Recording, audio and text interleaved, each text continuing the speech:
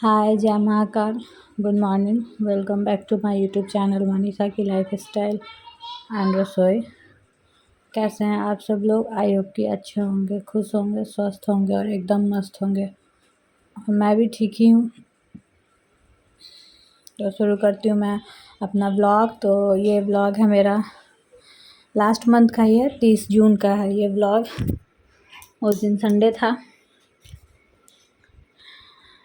तो माँ पापा जी वहाँ गए, मेरी जेठानी के यहाँ वो लोग आए थे, तो वहाँ भेंट करने नहीं गए थे, इसलिए वहाँ शनिवार को ही डॉक्टर से दिखवाई। और उनको डॉक्टर से दिखवाना था यहाँ आयुर्वेद में, तो वो लोग दिखवा के और उस दिन चले गए थे।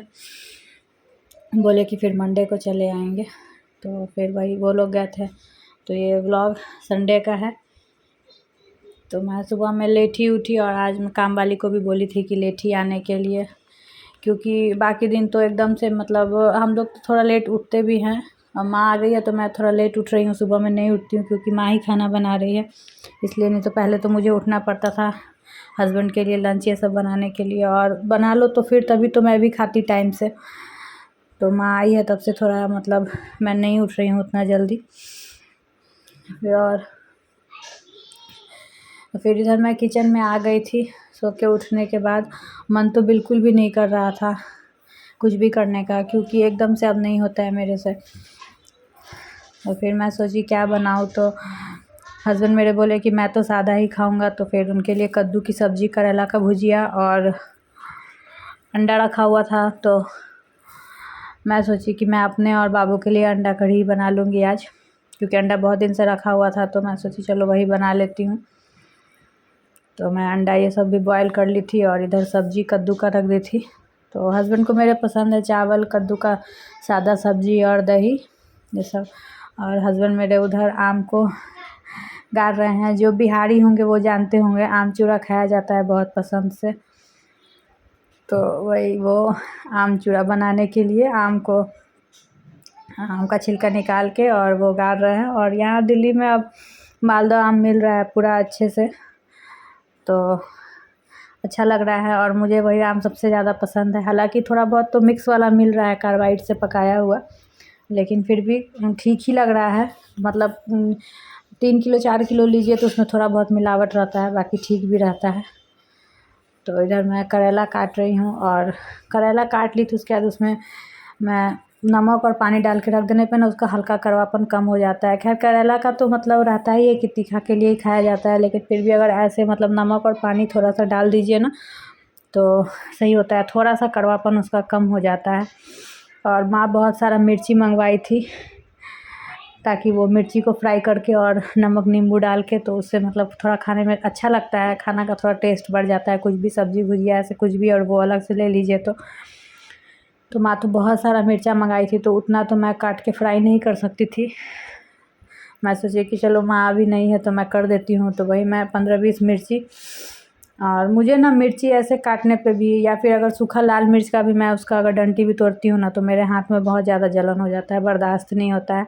लेकिन फिर भी मैं सोची कि नहीं चलो मैं थोड़ा सा मिर्ची फ्राई कर ही देती हूँ। तो वही मैं भुजिया छौंकने से पहले सोची कि चलो थोड़ा मिर्ची फ्राई कर लेती हूँ पहले, और उसके बाद में भुजिया छौंकूँगी। क्योंकि कद्दू का सब्ज़ी तो मैं कुकर में ही बना ली थी, फ़ोरन वाला।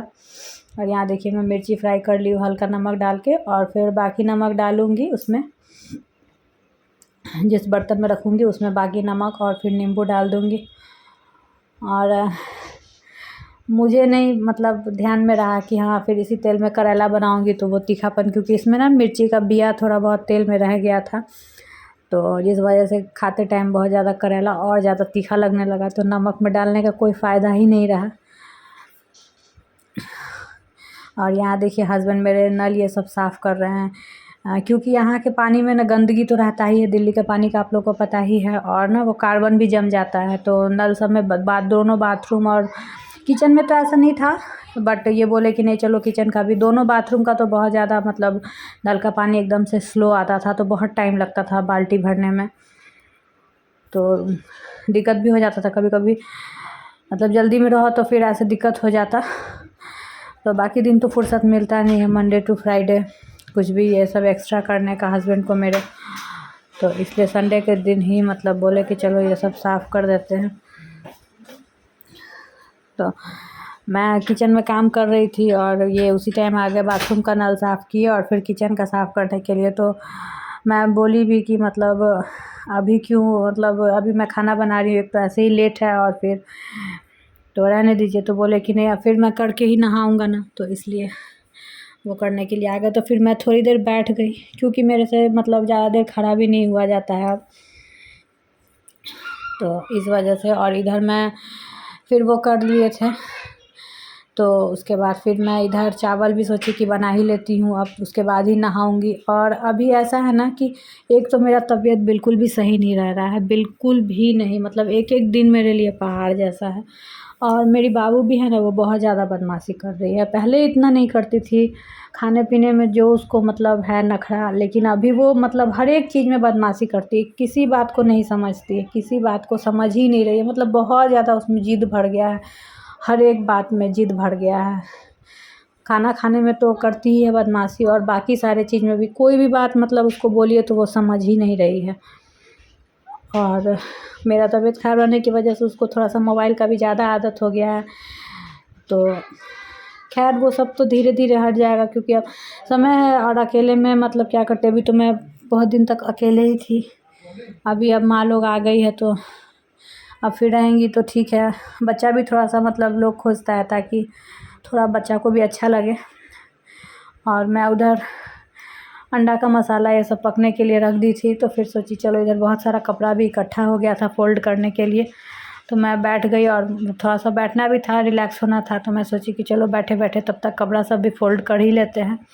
तो मैं कपड़ा ये सब फ़ोल्ड की और माँ पापा जी का जो भी कपड़ा था तो वो लोग के बैग में डाल दी। और फिर दोपहर हो ही गया था ये सब करते करते, और काम वाली को भी मैं बोली थी आज लेट आने के लिए, तो वो बोली थी कि मैं आ जाऊंगी 12 से 1 के बीच, लेकिन वो अभी तक आई नहीं थी। तो मैं कॉल की तो बोली कि हाँ आऊँगी थोड़ी देर बाद। तो फिर मैं बाबू को नहवा ववा दी और मैं खुद भी नहा वहा ली। और यहाँ देखिए हम लोग का दोपहर का लंच, मतलब हस्बैंड का मेरे चावल, कद्दू का सब्ज़ी, करेला का भुजिया और दही। और ये मेरा और मेरी बाबू का, क्योंकि हस्बैंड मेरे नॉनवेज नहीं खा रहे हैं अभी कुछ दिन से। और उसके बाद छुट्टी है, तो छुट्टी वाले दिन हस्बैंड मेरे टीवी देखते ही हैं, फिल्म ये सब। और इधर काम वाली भी आ गई थी, लेकिन मैं बाबू को सुला दी थी क्योंकि लेट तो बहुत हो गया था। वो आई थी जिस कारण से मुझे आज रेस्ट करने का मौका बिल्कुल भी नहीं मिला। तो मेरा मन एकदम से थका थका सा बहुत ज़्यादा लग रहा था। और बाबू को मेरे है कि सुलाओ तो एकदम से उसको शांति चाहिए, नहीं तो वो उठ के बैठ जाएगी। और फिर काम ये सब होने के बाद शाम के टाइम का ही है, मैं इधर कपड़े डाल रही हूँ, क्योंकि अभी मतलब अगर कपड़ा सुबह में भी धो लो ना तो नहीं डाल पाते हम लोग, क्योंकि सामने जो बिल्डिंग था वो पूरा से टूटा है, उसमें फिर से नया बनेगा, तो जिस कारण से बहुत ज़्यादा धूल मिट्टी आता है। तो फिर ऐसे हर समय हम लोग बालकनी का गेट बंद और फिर कपड़ा भी नहीं डालते, क्योंकि उस पर पूरा से धूल मिट्टी आ जाता है।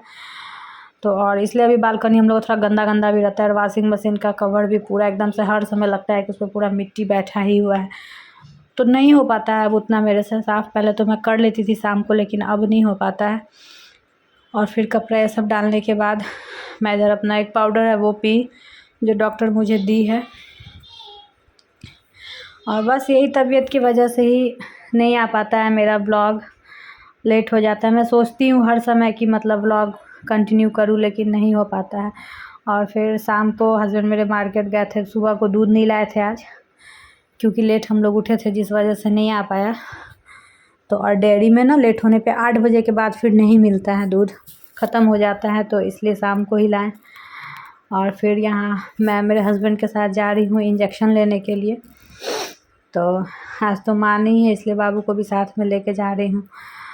और ये मैं अभी आप लोगों को चप्पल दिखा रही हूँ, डॉक्टर्स चप्पल है। तो यहाँ पे हस्बैंड मेरे ख़रीद रहे थे, तो फिर मुझे याद आया, क्योंकि आप प्रेगनेंसी में ना इस टाइप का चप्पल पहनो तो ज़्यादा अच्छा रहता है। तो फिर मुझे याद आया कि घर पे तो है ही वहाँ बिहार में, तो मैं माँ को बोल दी थी लाने के लिए कि लेते आइएगा।